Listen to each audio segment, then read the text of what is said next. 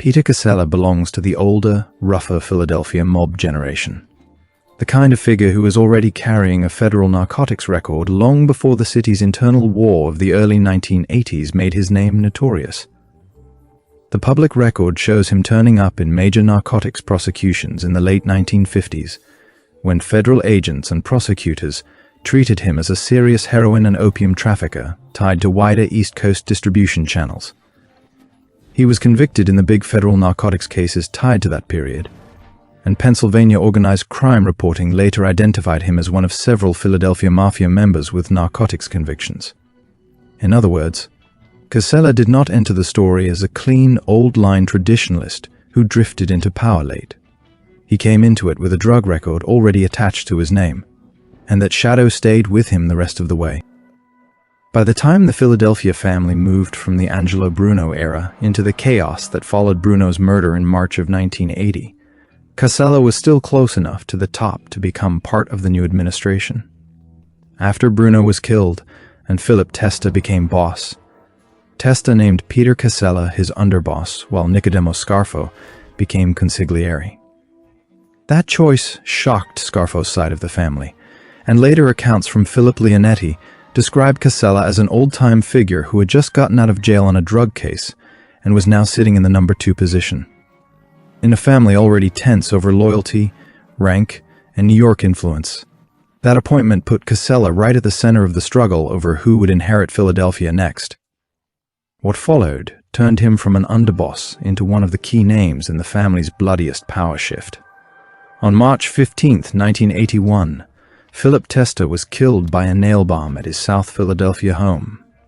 Testa's murder set off another round of internal war, and Cassella immediately became one of the main suspects in the fight for succession. Later, historical summaries, organized crime reporting, and the Leonetti account all place Cassella alongside Frank Chicky Narducci as part of the move against Testa. The basic picture is consistent across the sources. Cassella stood to gain from Testa's death. He was treated by Scarfo's side as one of the men behind it, and the aftermath put him in direct competition with Scarfo for control of the family. The best documented turning point came in the days after Testa's murder. State-organized crime reporting, drawing on later testimony, described Cassella trying to position himself for the top spot, while Scarfo worked his New York connections through Bobby Manna and the Genovese leadership. At Testa's wake, Cassella sought a meeting with Scarfo, and Scarfo took it as a possible setup. The accounts say Cassella then tried to point blame elsewhere, naming John Berkery as the man behind the bombing and urging retaliation. But Scarfo did not buy it. Soon after, the Genovese-led commission inquiry took over. At the New York meeting that followed, Scarfo was recognized as the new boss, while Cassella was pushed out and ordered to retire to Florida. That exile is one of the defining facts of Cassella's story. He was not immediately killed the way some of the others were. Frank Narducci and Rocco Marinucci were marked for death, and later murdered for their roles in the Testa conspiracy, while Cassella was effectively removed from Philadelphia mob life and sent south. That result says a lot about his position. He was important enough to be part of the plot and important enough to need a commission-level decision. Yet once Scarfo got the upper hand and New York made its ruling, Cassella no longer had a future in Philadelphia. His power vanished almost as quickly as it had risen.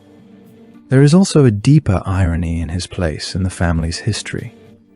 Philadelphia, under Angelo Bruno, had long cultivated the image of a more restrained operation, one focused on money, structure, and keeping public violence down. Cassella represented a different current inside that world, a figure whose narcotics background, ambition, and willingness to stand at the center of a succession fight fit the family's more unstable phase. He was not some glamorous public don with a long, celebrated reign. He was a transitional underworld figure, old enough to come out of the older Mafia structure, compromised enough to carry major narcotics baggage, and ambitious enough to reach for power during one of the worst internal breaks the family ever suffered. So when Peter Cassella is remembered now, it is usually for three connected things. First, his long-standing narcotics history and the federal convictions that made him a known drug trafficker well before the family war. Second, his elevation to underboss under Philip Testa in the unstable period after Angelo Bruno's death. Third, his alleged role in the conspiracy around Testa's murder, which ended with Scarfo taking the family, Narducci and Marinucci dying, and Cassella being banished to Florida instead of taking the crown he appears to have wanted. He is one of those Philadelphia Mafia names who never became the lasting boss, yet still helped shape the family's most violent turning point. Sources at end: Federal Appellate Records in United States v. Santor and Peter Cassella v. United States on Cassella's narcotics case history and convictions. The Pennsylvania Organized Crime Report describing Cassella as a major narcotics violator and listing his Philadelphia family narcotics convictions. The Mob Museum summary of Scarfo's rise noting Cassella's role in the Testa murder conspiracy and the bomb plot. The Philadelphia Crime Family Historical Summary for the broad succession timeline.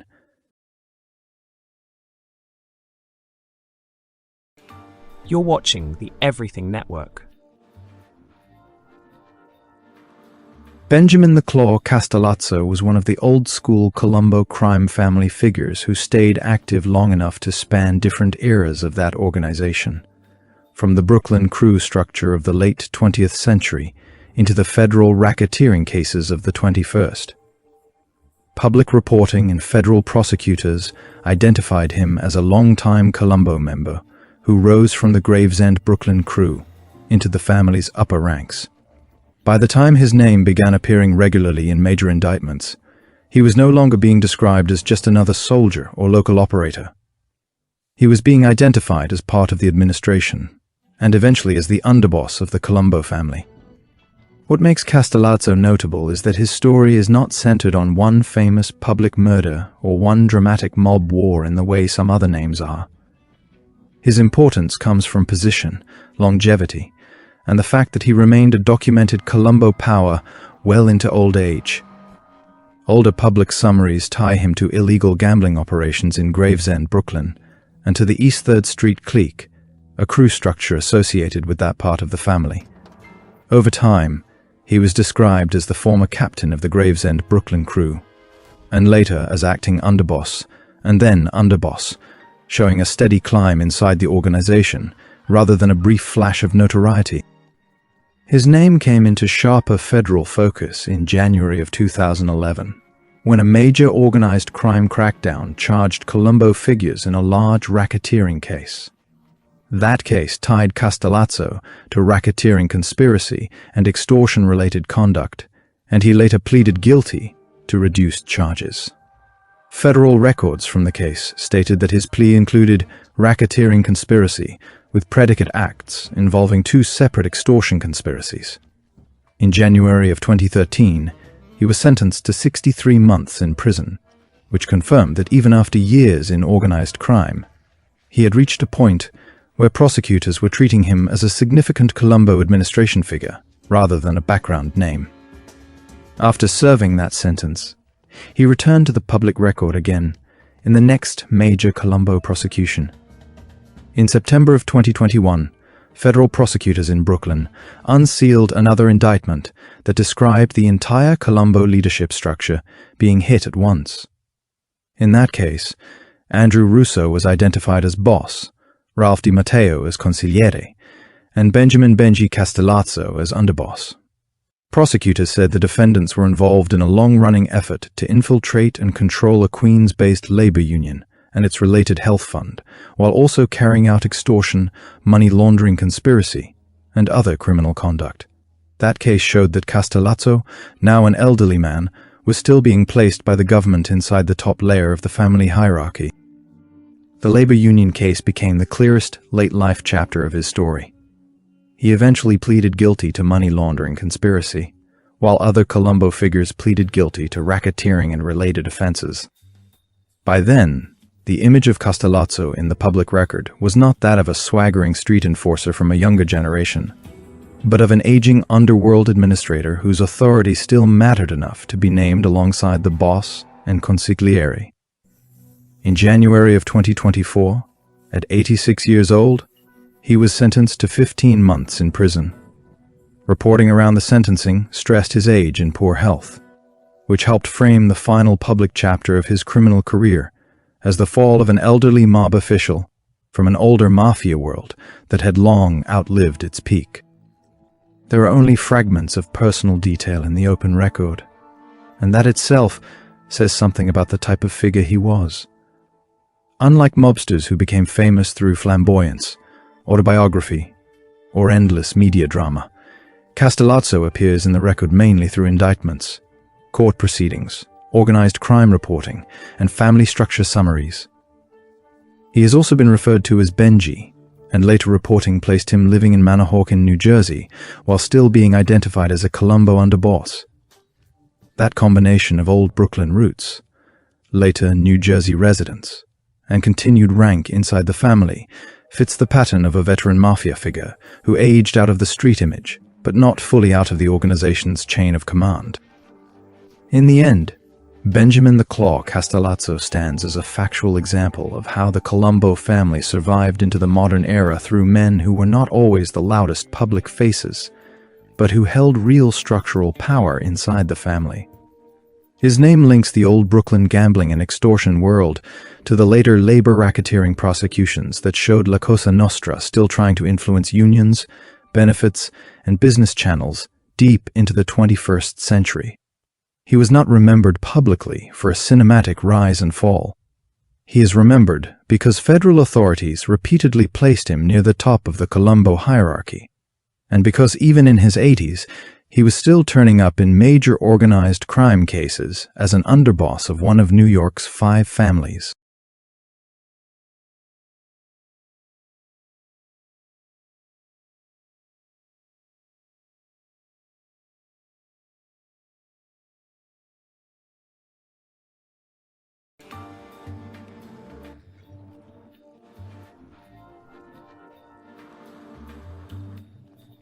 Mob historians record Mickey Cohen as a Los Angeles underworld boss, whose power sat on gambling, wire services, muscle, and the ability to turn attention into leverage. By 1939, he is in Los Angeles working under Benjamin Bugsy Siegel, operating as part of the National Crime Syndicate's West Coast lane.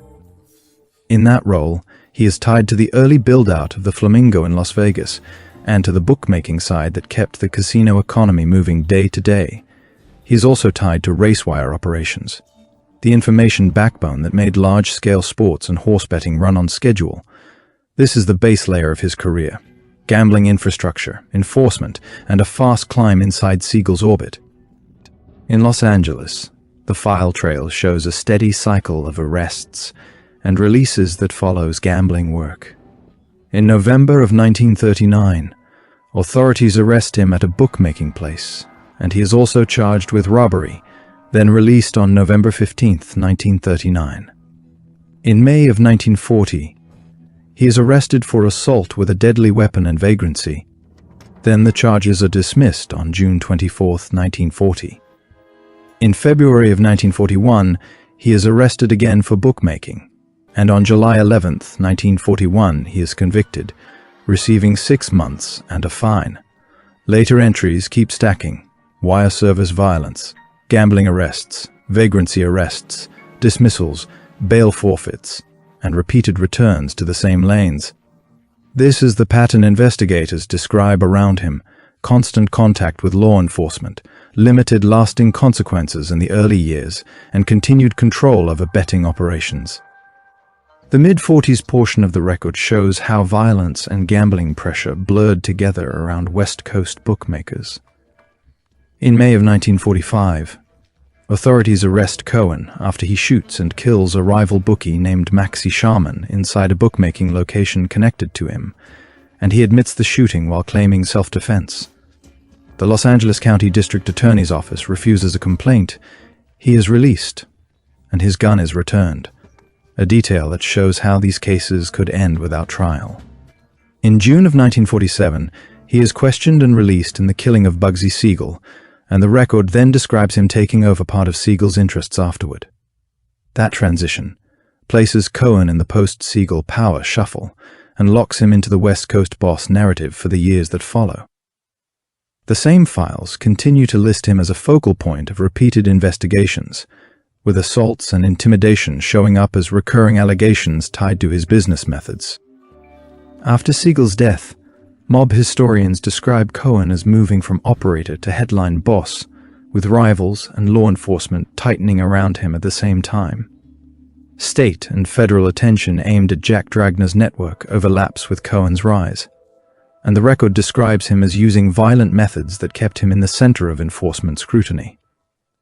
The late 40s and early 50s are marked by repeated attempts on his life, including a shooting outside Sherry's Cafe on the Sunset Strip in 1949, and a bombing at his Brentwood home on February 6, 1950. In response, he fortifies his residence, hardens his personal security, and becomes known for living behind defensive layers rather than trusting the street. Even in this period, major sources note a key point. He was pulled into courtrooms often, yet he was not ultimately convicted of a violent crime in the way the public expected from his reputation. The violence stays real in the street record, while the convictions arrive through tax cases instead. The pressure builds into a national stage in 1950, when he is investigated along with other underworld figures by the U.S. Senate's Kefauver Commission. That attention flows directly into the tax case that finally lands. In June of 1951, a federal jury convicts him of attempting to evade federal income taxes tied to the years 1946, 1947, and 1948, with a false statement count also described in the prison record summary.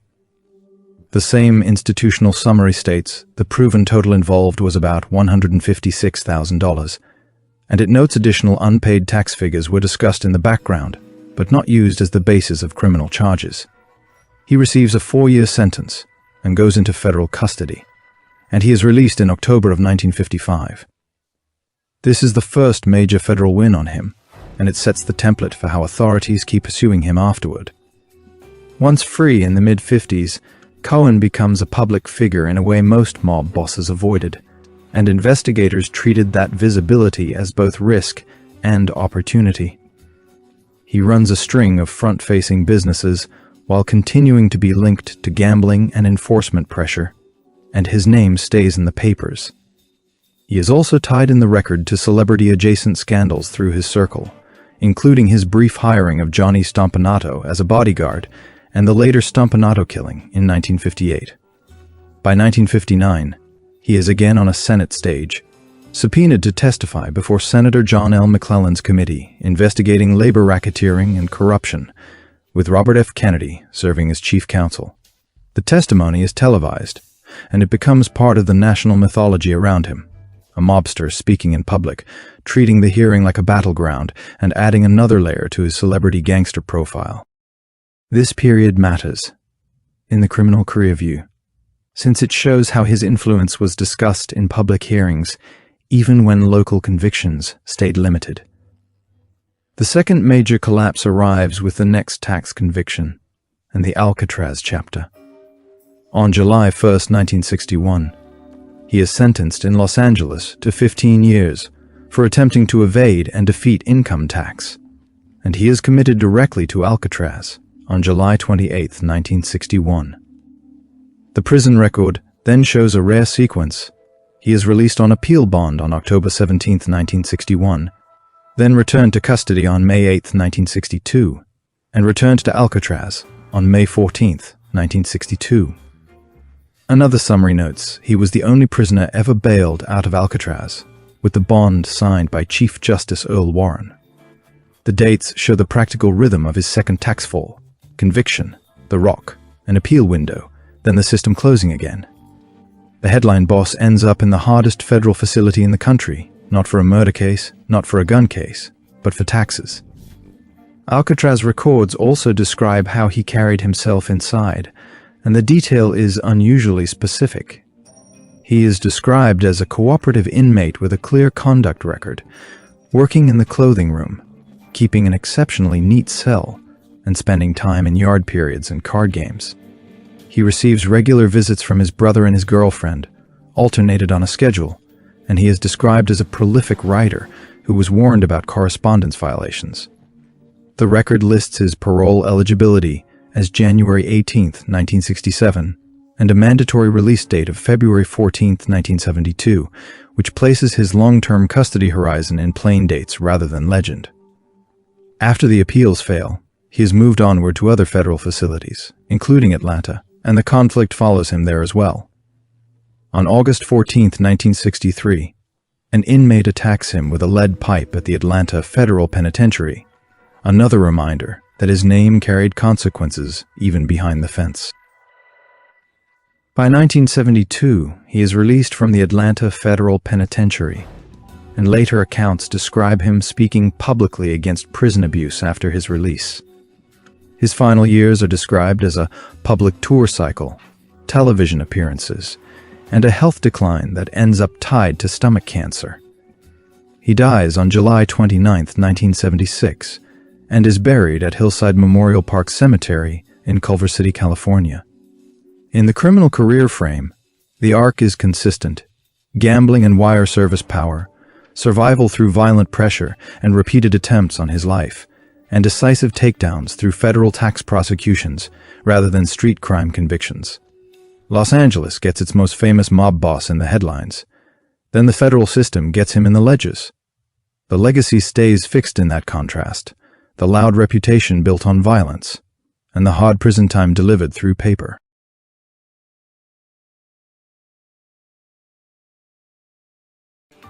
You're watching the Everything Network.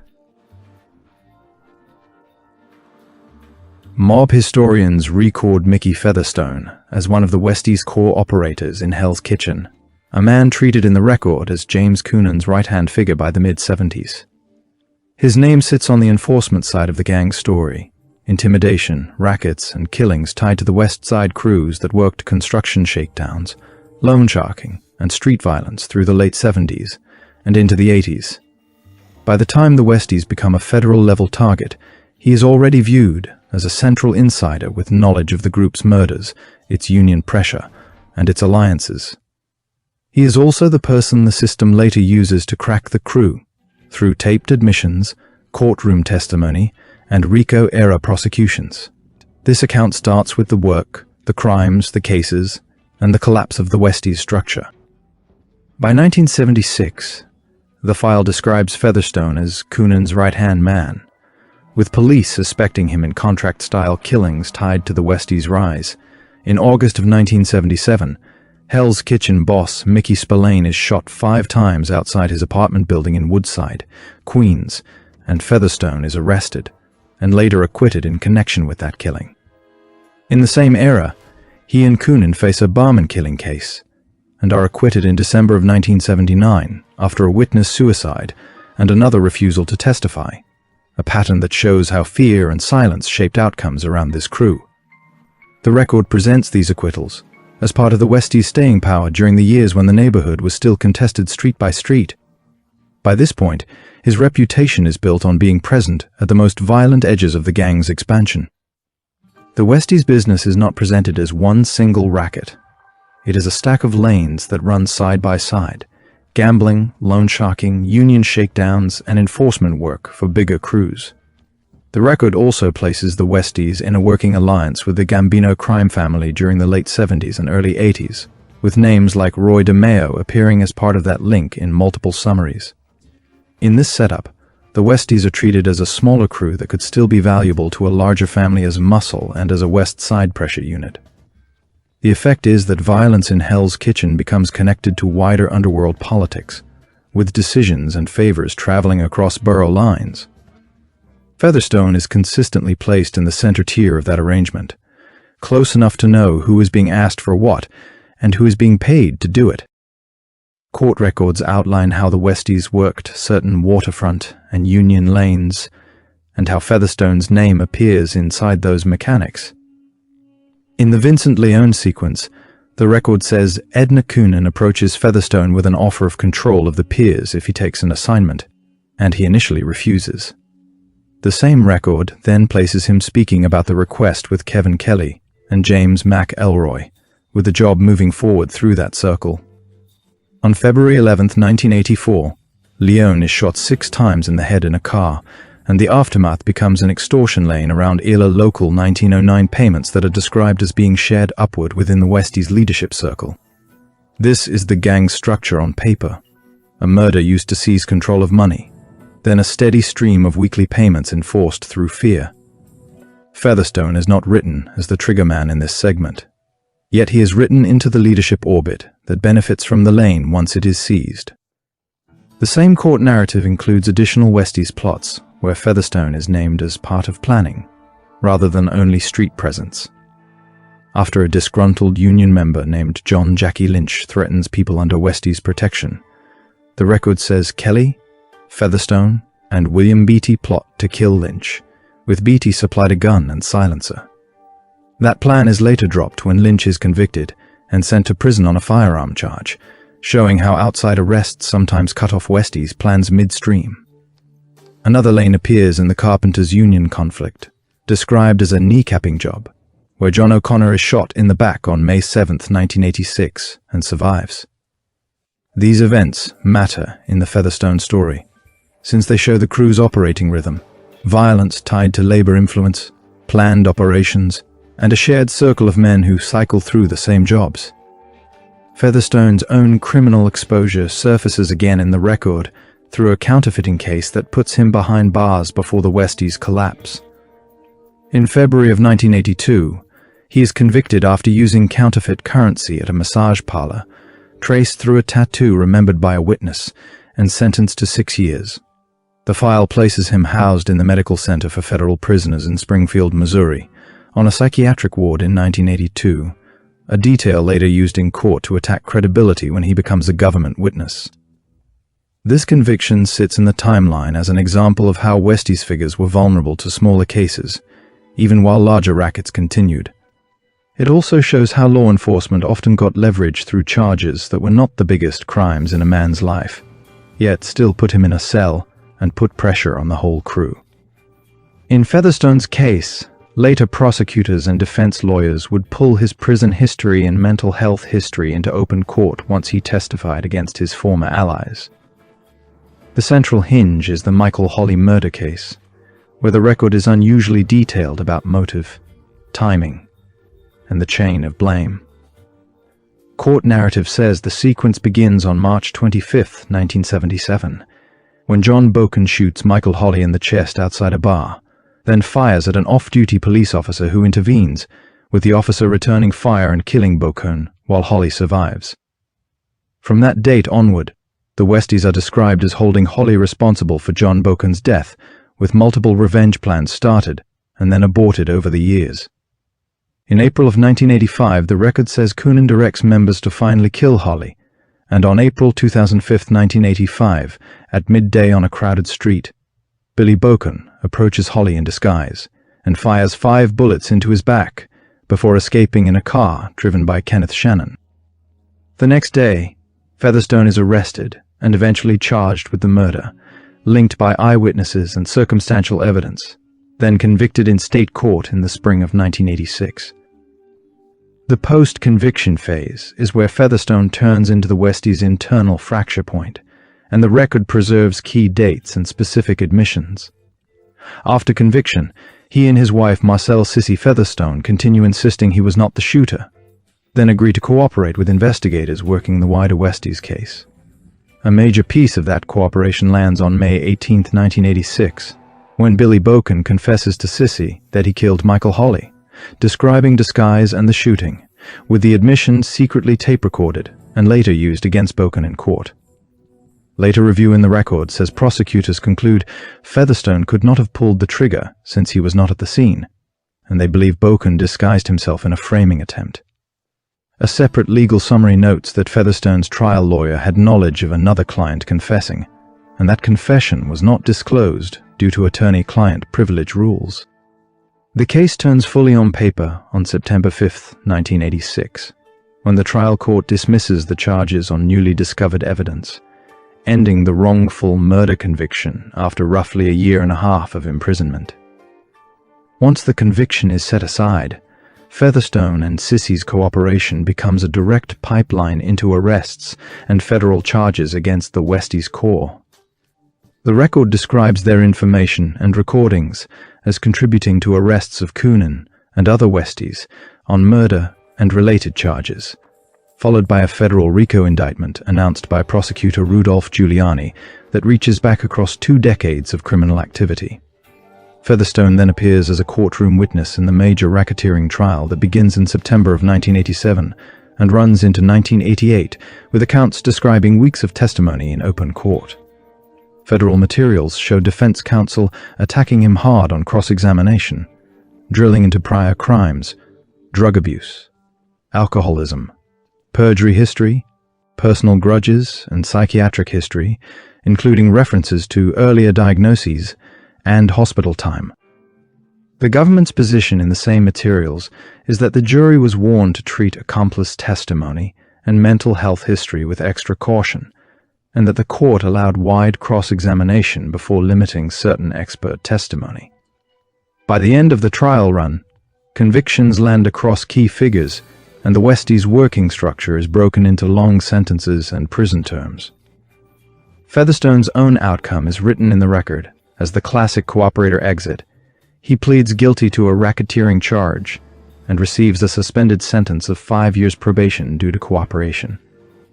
He is free by December of 1988, and public reporting at the time treats his release as a major sign that the government's case was built around insider testimony. From there, he enters the witness protection program, and later public visibility becomes limited, with occasional media references placing him in protected status rather than in street life. The broader Westies story continues in print and documentary retellings, yet Featherstone's personal lane largely disappears into sealed addresses and controlled identity. The record treats that disappearance as part of the deal, testimony traded for probation, then a life moved out of New York's public view. Only after the Westies story becomes a fixed chapter of New York organized crime history does Featherstone's biographical framing reappear in summaries, usually in the same compressed form, former Westies second-in-command, convicted in error for Holly, exonerated, then used as the government witness against the crew. His later status is often described simply as paroled and in witness protection, with few confirmed public markers beyond those labels. For chronology purposes, the file lists his birth as September 2, 1948, yet that detail sits behind the main arc rather than driving it, since his public significance is tied to the Westies' years from 1971 through 1986, and the courtroom period that follows. When mob historians record his name today, it tends to be as the hinge that turned a violent neighborhood crew into a federal case study. The Westies had many feared faces, yet the record treats Featherstone as the one who opened the crew from the inside and made convictions possible on the largest scale.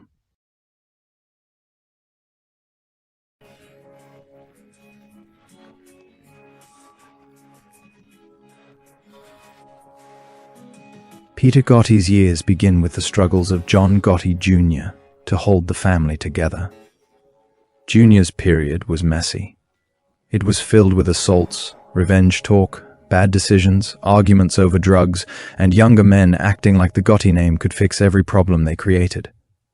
The names around that period keep coming back in the same clusters: John Alite, John Gobert, George Grosso, Kevin Bonner, Patsy Andriano, Billy Estrema, Mikey Merlo, Ronnie Trucchio, Bobby Borriello, Dom Pizzonia, Charles Carneglia, Carmine Agnello, and John Carneglia. Those were not background names. That was the circle around Jr., the men who carried violence, collections, drug money, intimidation, and cleanup work. By the time Jr. was hit in 1998 with the racketeering case that laid out gambling, loan sharking, extortion, and the rest of the street business, his position was already breaking down. Once he was jailed, Peter Gotti took over because the family still wanted a Gotti in charge, and because Jr.'s own run had become too unstable to protect. Jr.'s reign was not clean business conducted behind closed doors. It was public trouble, neighborhood fights, and old grudges becoming bigger problems. One of the clearest early examples is the shooting at the arena, where the victim was the nephew of Genovese Capociro Perón. In that telling, Jr. fired the shot and Alite took the heat. That incident says a lot about the whole period.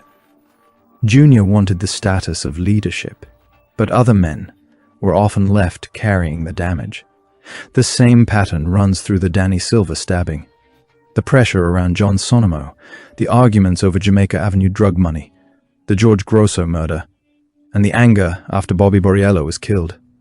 Junior's years read like a family prince surrounded by men who were violent, useful, and disposable, with everybody around him trying to stay close to power and far enough away from the next disaster. The Genovese problem did not begin with Peter Gotti.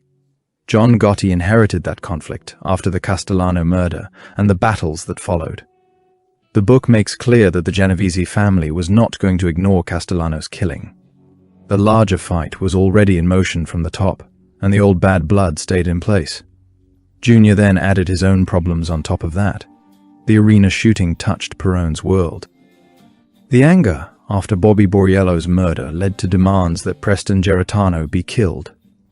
Junior was described as meeting Genovese leaders over that issue and pressing for action. So the cleaner answer is that John Gotti inherited the bigger Genovese war.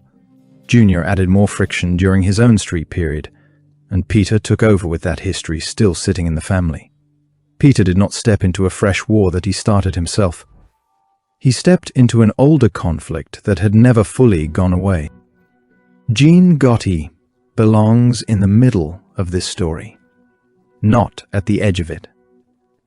Gene was one of the harder Gotti brothers, and the heroin case against Gene Gotti, Angelo Ruggiero, and John Carneglia was one of the key events behind the break with Paul Castellano. The recorded talk in that period made the danger plain. Castellano and Vincent Gigante were said to be in agreement that any made man dealing in heroin could be killed without ceremony or delay. That put Gene and the people around him in direct danger, and it also pushed John Gotti toward the move against Castellano. Gene was then convicted and removed from the street for years. By the time Peter took over later, Gene was gone into prison and could not stand beside him on the street, in the clubs, or in the captain-level disputes that came with running the family. Gene is one reason Peter's reign felt thinner. One of the brothers with real underworld weight was no longer outside. Gene's absence did not make him unimportant. Even in prison he still had standing, and our notes return to him through the Mujian years. There, Gene appears as an older Gotti with a bad temper, a long sentence, and a habit of pushing people around. Joe Gambino is part of that prison section too, a captain from the Sicilian side of the family, one of the Gambino cousins. A man Alite respected more than the Gottis because he was direct about what the life was and what it was for.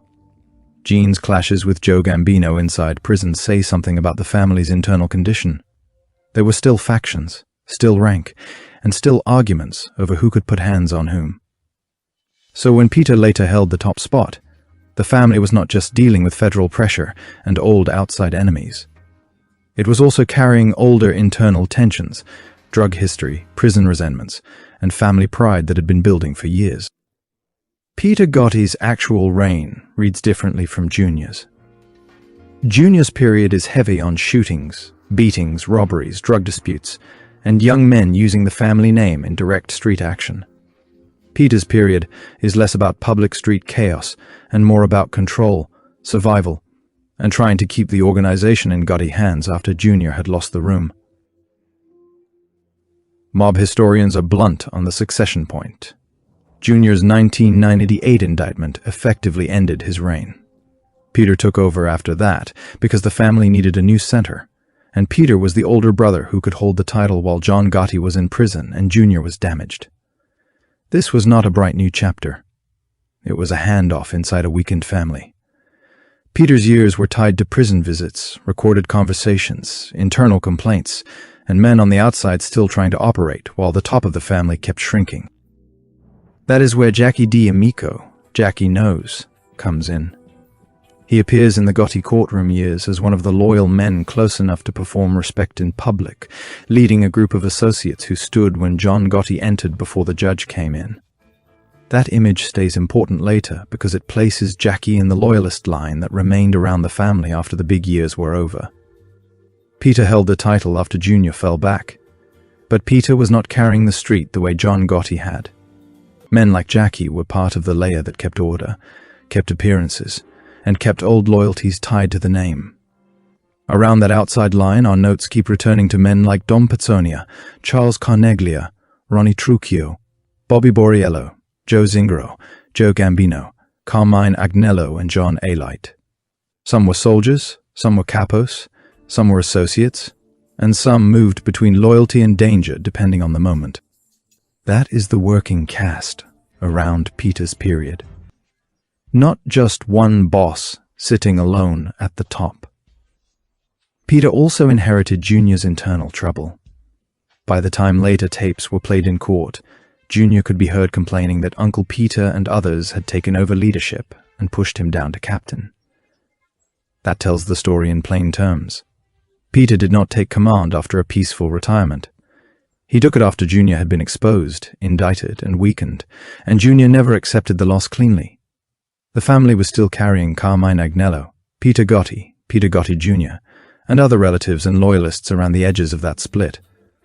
There were also darker claims inside that same period, including Alite's story that Peter, Agnello, and Junior were connected to a plot to kill him.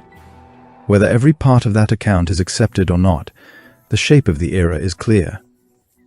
Peter's reign included internal mistrust, old family disputes, and a younger generation that had already made too much noise and created too many enemies. The question of whether Peter replaced John's captains is answered more by attrition than by one neat reorganization chart. The family had already lost men to prison, death, and federal cases. Jean was gone to a long sentence. Junior was knocked back. Charles Carneglia rose in importance in the killing side of the family. Dom Pizzonia appears as a capo in the later years. Joe Zingaro appears as a captain. Joe Gambino appears as a captain from the Sicilian faction. Bobby Borriello, Ronnie Trucchio, Edward Lino, and others belonged to the active street and enforcement layer around the family before prison cases and murders changed the balance again. Peter's job was not to unveil a new polished administration. His job was to keep enough of the old one standing that the family still looked like a family. That is why his years feel narrower than John Gotti's and less reckless than Junior's, but also less powerful than either. So the full shape of Peter Gotti's period is this. Junior's reign was messy, violent, and full of bad handling. Gene Gotti was out of the street picture because the heroin case had taken him off the board years earlier, though his name and his rank still carried weight. John Gotti had inherited the main Genovese conflict after Castellano's murder. Junior added fresh trouble through his own actions, and Peter inherited the remains of both the outside conflict and the inside resentment. Jackie Nose was part of the loyal outside line that stayed close to the Gotti order. Around them stood the actual body of the family: John Alite, Carmine Agnello, Charles Carneglia, John Carneglia, Dom Pizzonia, Joe Gambino, Joe Zingaro, Ronnie Trucchio, Bobby Borriello, Edward Lino, and others whose names keep surfacing because they were the men doing the work, taking the risks, and paying the price when the family began to come apart. Peter's years were not a second golden age. They were the years after the damage had already been done, when the name was still strong, the structure was still dangerous, but the room for error was gone.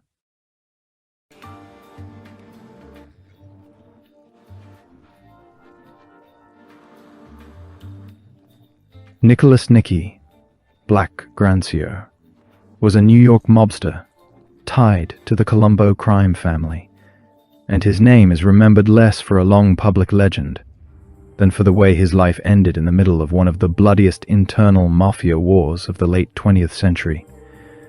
He had been inducted into the Colombo family in April of 1977, and by the time the family split between the Carmine Persico side and the Victor Orena side, Grancio had become an established figure inside that world.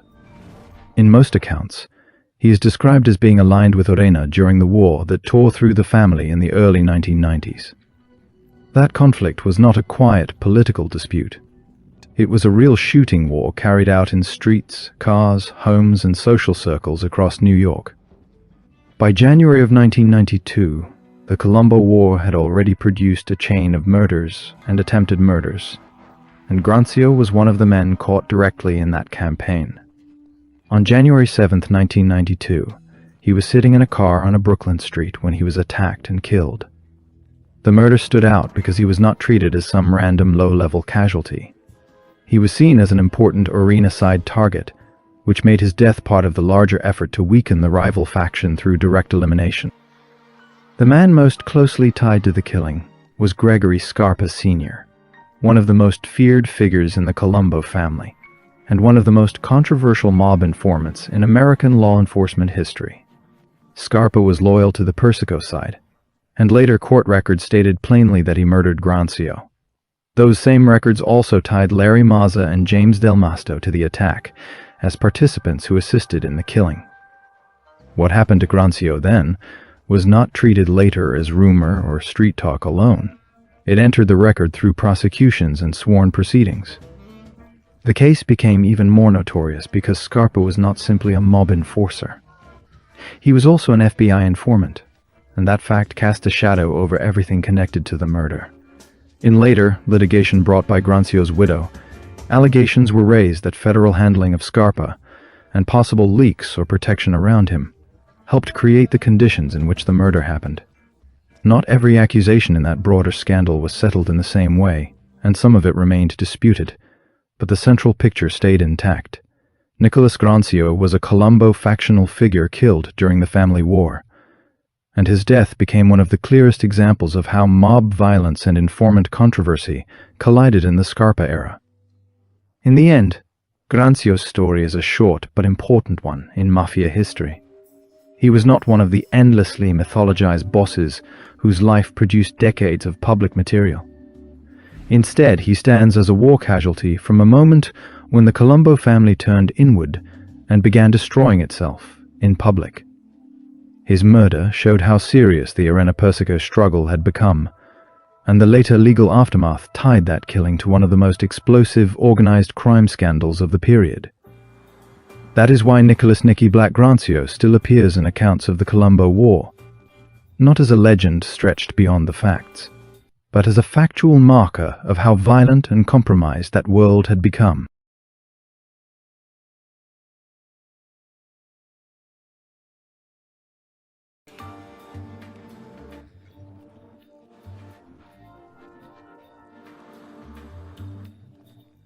Mob historians record Alphonse Malangone as a New York City figure tied to the Genovese crime family, a man known on the street as Alley Shades.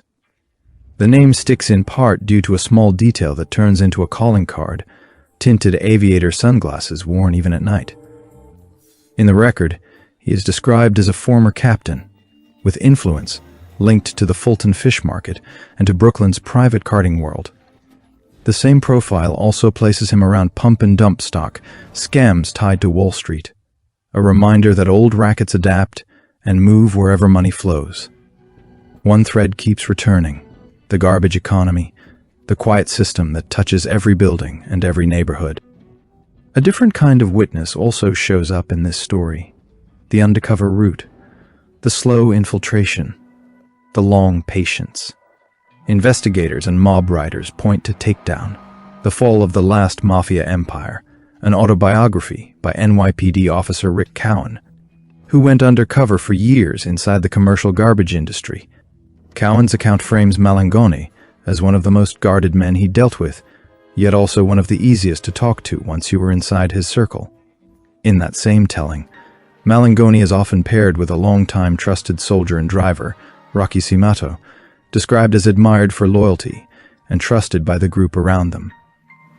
The story opens with the sense that access itself is the prize, and that access has rules, tests, and a price. Early life details in the file keep it local and practical. Brooklyn, the kind of upbringing where blocks and names matter more than speeches.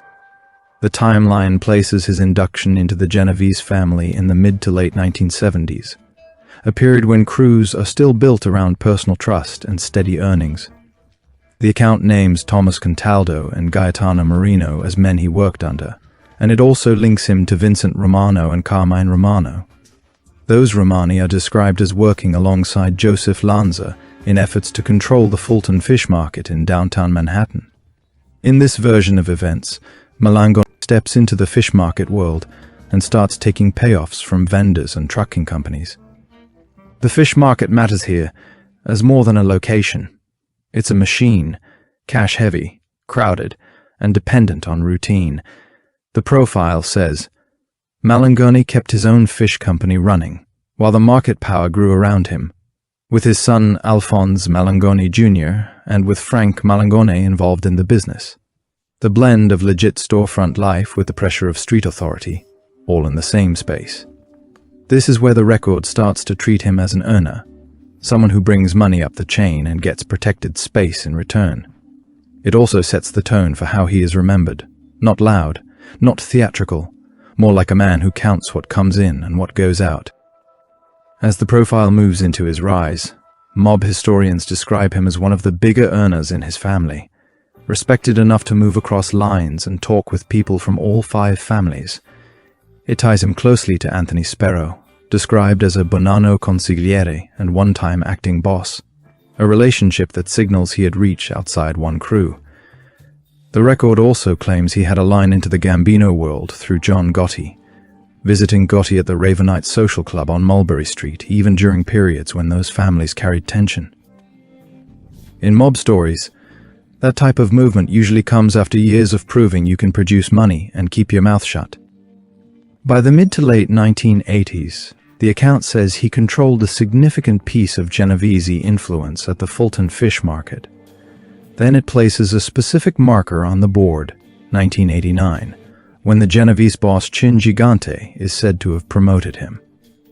It also lists a cluster of men around him in that period: Alan Longo, Elio Albanese, Stanley Cohen, Gerardo Guadagno, and Carmine Russo. The names read like a working roster, the kind you see when an operation runs on meetings, phone calls, and favors traded at the edges of legitimate businesses. One more detail gets dropped in. He is described as the manager of Pastel's Disco in Bay Ridge, Brooklyn. A reminder that nightlife venues can serve as meeting points, cash points, and social cover all at once. Then the narrative widens and turns to the garbage hauling industry itself, treating it like a long-running kingdom built out of contracts and cartels. The file says organized crime controlled major portions of New York City's garbage hauling as far back as the 1940s, linking that era to Albert Anastasia and James Squillante. It marks 1957 with Anastasia's murder, with Squillante's disappearance. Yet it says the system continued through Gambino control of a major trade group, the Association of Trade Waste Removers of Greater New York, overseen by James Faya. Over time, the story frames cooperation between the Genovese and Gambino families as leading to near absolute power in the industry, built through hauling cartels and coordinated control. This part of the record reads like infrastructure capture, the takeover of a service everyone needs, run through associations that look ordinary from the outside. By the 1990s, the profile places Malangone near the top of that sanitation structure within his family. It says law enforcement kept him under surveillance and notes frequent meetings with Michele Generoso, another name that signals internal business.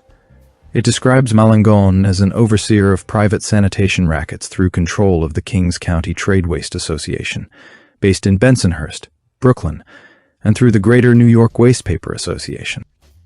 It also claims Frank Giovinco worked at the Greater New York Waste Paper Association as an on-site authority for the family.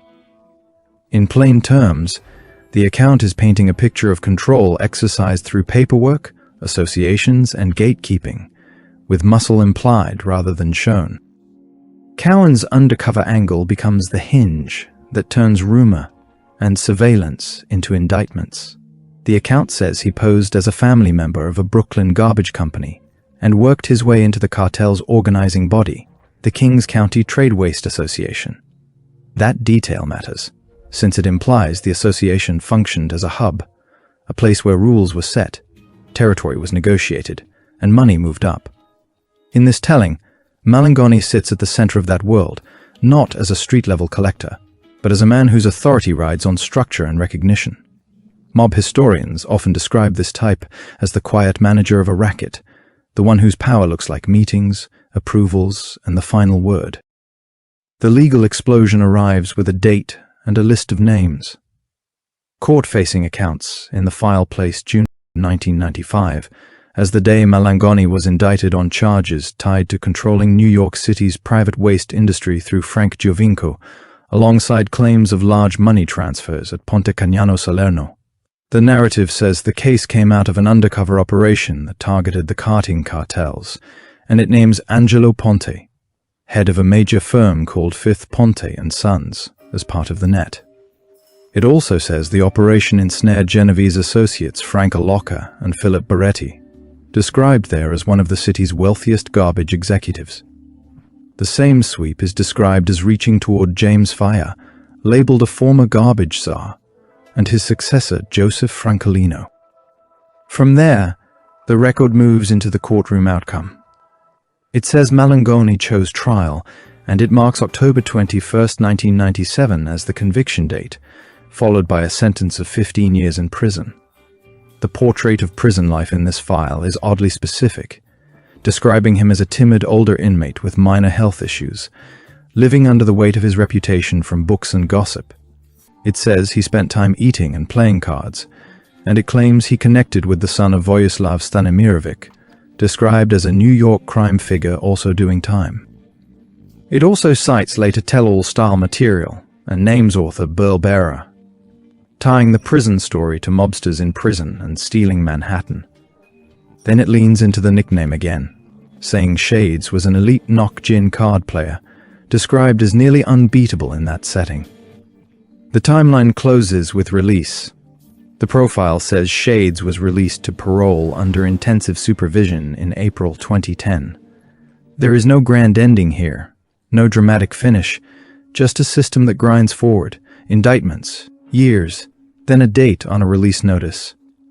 In mob history, that kind of quiet ending often reads as the real punishment, the removal from the circuits where a man's name once opened doors.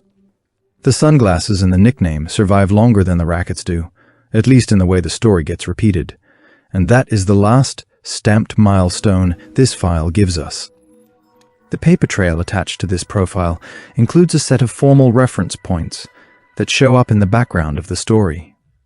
One is a case listing tied to People v. Association of Trade Waste Removers of Greater New York, and another is in the matter of Malangone v. Dennison, both appearing as legal-style entries in the reference list. Another item noted is an exclusion list entry under the New Jersey Division of Gaming Enforcement that includes his name, a reminder that state regulators track organized crime figures through access and exclusion rules. A final listed item is US v. International Brotherhood of Teamsters, cited as a federal case reference. Put together, these references present the story as a mix of courtroom filings, regulatory records, and investigative reporting.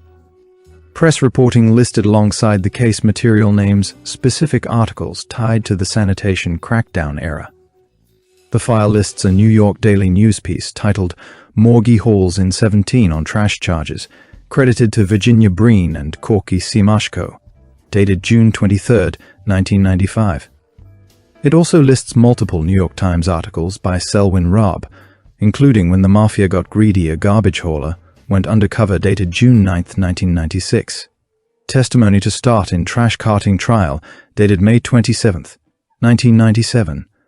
And 2 convicted as leaders of New York trash cartel, dated October 22, 1997. That list tracks neatly with the arc we've walked: undercover entry, indictment, trial, conviction. It also shows how this story spread through both courtroom language and headline language, each feeding the other. The file closes with a small pointer outward. A See Also note that names Rosario Gangi. It's brief, yet it signals a wider neighborhood of connected figures and adjacent stories, the kind that sit next to each other in the same era and the same city machinery. And it leaves us with the core picture: Malangone as a figure of control through markets and associations, fish in one hand, trash routes in the other. Not a man defined by one dramatic moment, but by systems that ran for years, until the undercover work and the indictments finally cut the circuit.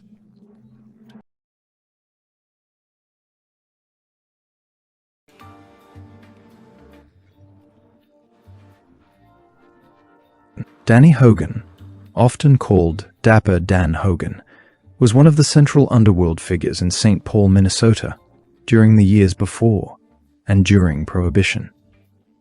He was born around 1880, and the surviving record places him as an Irish-American gangster, political fixer, and crime boss whose influence reached far beyond one saloon or one neighborhood.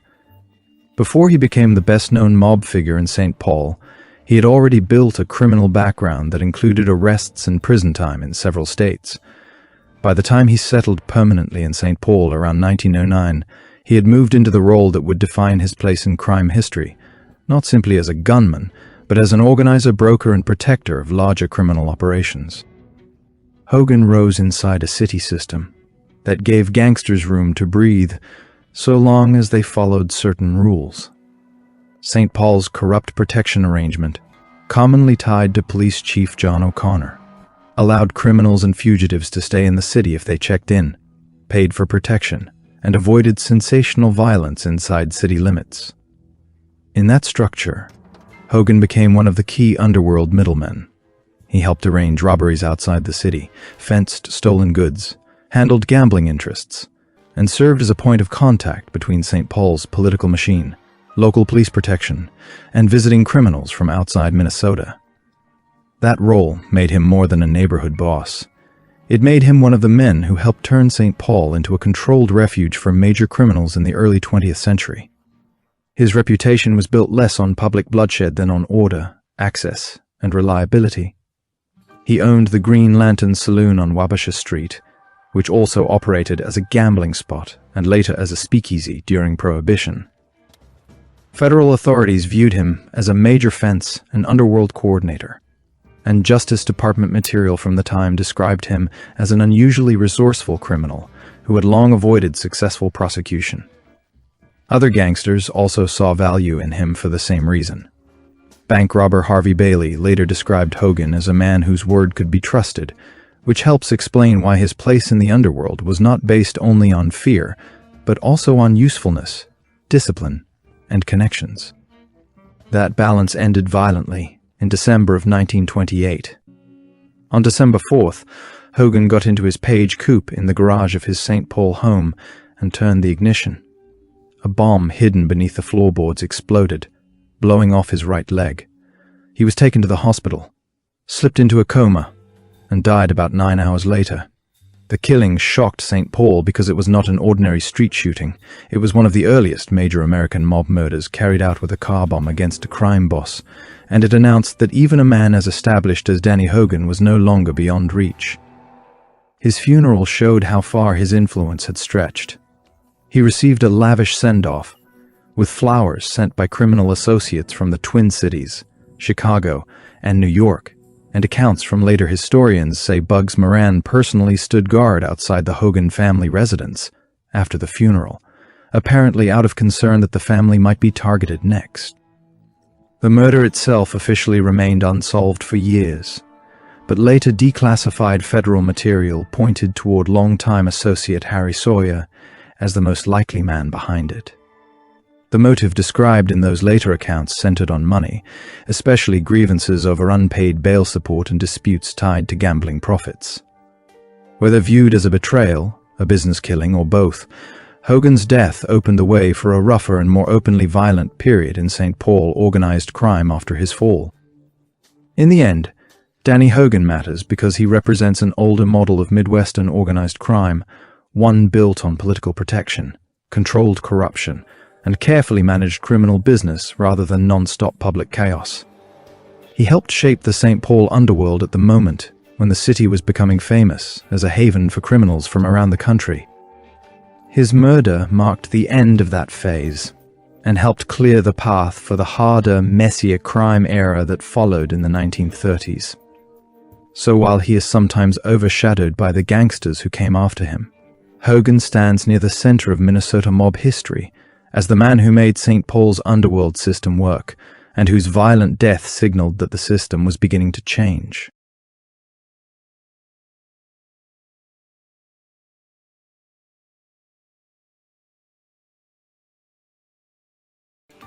You're watching the Everything Network.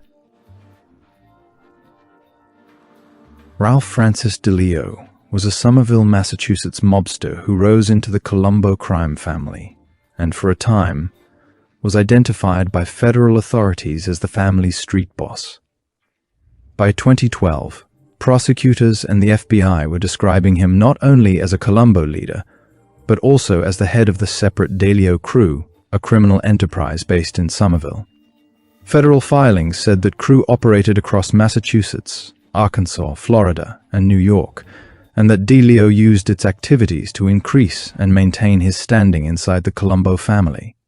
In other words, he was a New England-based gangster with reach into a New York Mafia family, which is what made his story stand out from more localized underworld figures. The public record on his later criminal life is unusually detailed because it came through a major federal prosecution.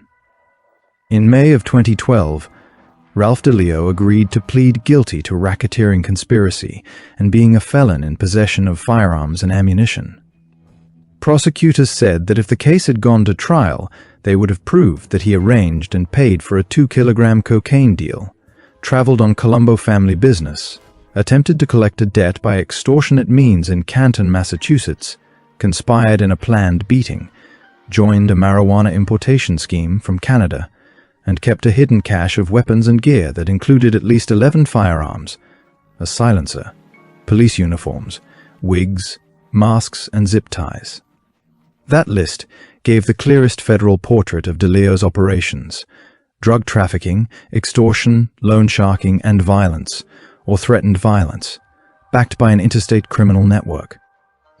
In November of 2012, a federal judge sentenced the mobster to 235 months in prison, with credit for 36 months already served, for a total of 199 months, followed by supervised release and a $50,000 fine. At the time, he was 69 years old. The Justice Department and FBI both publicly called him the Colombo family's street boss, while also stressing that the DeLeo crew was its own enterprise that he used to strengthen his mafia rank. That sentence effectively closed the most powerful chapter of his career, turning him from an active underworld manager into a long-term federal prisoner. Broader organized crime summaries put DeLeo's rise inside the Colombo family in the years before that case. Those summaries say he operated from Boston, became a key figure in the family after Thomas Schiavelli was imprisoned in 2008, and was then caught in the December 2009 federal case that targeted Colombo-linked crime in multiple states. Public reference material also ties him to the family's Massachusetts faction and notes that he had become a significant Colombo figure, despite being based outside New York. Some of the finer background details on how he entered the family are less firmly documented in primary court records than the 2012 prosecution is, but the broad outline is consistent across public organized crime histories. Ralph was a New England-based Colombo leader whose federal case marked the end of his run at the top. His name returned to the news after his release. Public reporting in 2025 said DeLeo, then 82, had been released from prison about a year earlier and was back under federal scrutiny. Prosecutors alleged in court filings that he plotted to murder at least 3 people connected to his earlier conviction, including officials involved in the case against him. Those were allegations, not a final conviction on the newer matter, so that part of the story has to be stated carefully. Still, the fact that federal authorities were again describing him as dangerous, so soon after his release, showed how little distance there was between DeLeo's old mafia life and the final public chapter that followed it. In the end, Ralph DeLeo stands as a reminder that organized crime in the modern era was not always confined neatly to one city or one family's home turf. He was a Somerville gangster who built a crew in New England, tied himself to the Colombo crime family, and reached a level where federal authorities called him the street boss of one of New York's 5 families. His downfall came not through mob folklore but through racketeering charges, guilty pleas, firearms evidence, and a long prison sentence laid out in federal court. That is what fixes his place in mafia history. Not as a romanticized boss from an older legend, but as a documented late-era Colombo leader, whose criminal network stretched across state lines and whose life ended up defined by the federal record.